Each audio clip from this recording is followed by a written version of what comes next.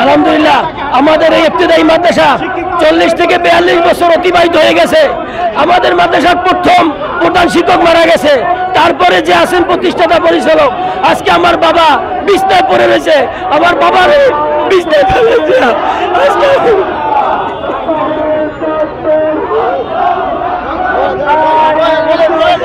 আমি দোয়া নিয়েছি, আমি আজকে রাজপথে শেষ হয়ে যাবো, আমি আজকে শহীদ হয়ে যাবো।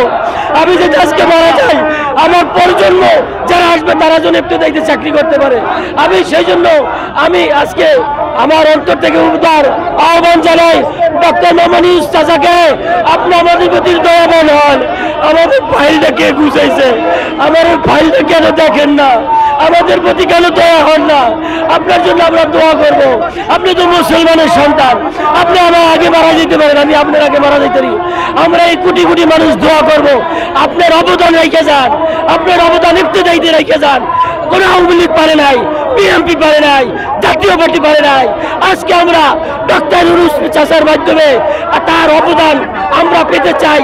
তার উসিলায় আমরা তার উসিলায় দেশবাসী শান্তি চাই, শান্তি চাই, কল্যাণ চাই, কল্যাণ চাই, সুখ হইতে চাই, হাসি মুখে যাইতে চাই বাড়িতে।